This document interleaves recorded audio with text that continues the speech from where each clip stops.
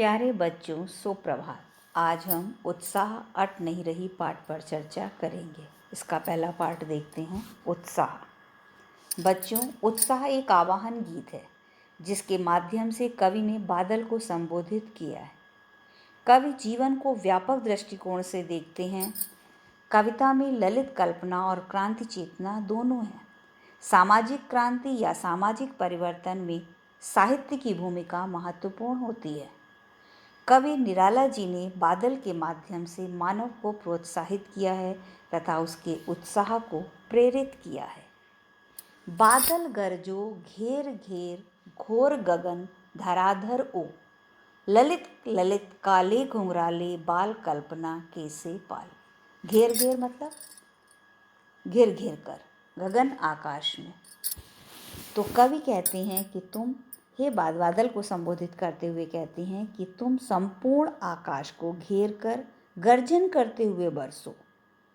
तुम्हारी बाल सुंदर काली और घुंघराले हैं। तुम्हारे सुंदर काली और घुंघराले बाल कल्पना के विस्तार के समान घने हैं। जिस प्रकार बाल कल्पनाएं मनोहारी होती हैं, उसी प्रकार बादल की छवि भी मनोहारी प्रतीत होती है। विद्युत छवि उर्मे, विद्युत छवि मतलब बिजली की चमक। और हृदय में कवि नवजीवन वाले वज्र छिपा नूतन कविता फिर भर दो बादल बरसो। कवि कहते हैं कि तुम अपने हृदय में बिजली की चमक छुपाए हुए हो। तुम ऐसे कवि हो जो नवजीवन देते हो। तुम वज्र के समान शक्तिशाली हो। तुम संसार को नई कविता सुनाकर संपूर्ण जगत को उत्साह से भर दो। हे बादल, तुम गरज कर विप्लव और क्रांति उत्पन्न कर दो। विकल विकल उन्मन थे उन्मत्त विश्व के निदान के सकल जन। विकल विकल मतलब परेशान लोग थे। उन्मन अनमना सा मन था ना। विकल निदान गर्मी के कारण जो लोग परेशान जब होते हैं। तो कवि उत्साह और क्रांति के प्रतीक स्वरूप बादलों को संबोधित करते हुए कहते हैं कि हे बादल, चारों ओर व्याकुलता, अनमनापन और उदासी छाई हुई है।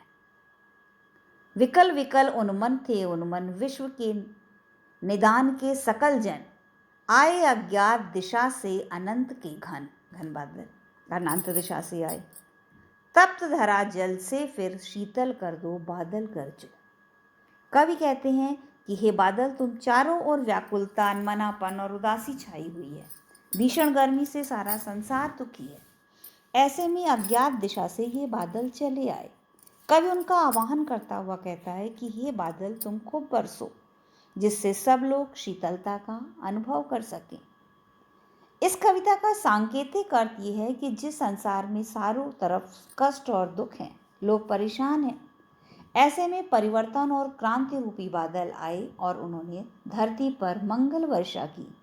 कवि उन परिवर्तन रूपी बादलों का आह्वान करते हैं कि वे खूब गरज गरज कर बरसें, जिससे वे दुखी व पीड़ित लोग सुखी हो सकें।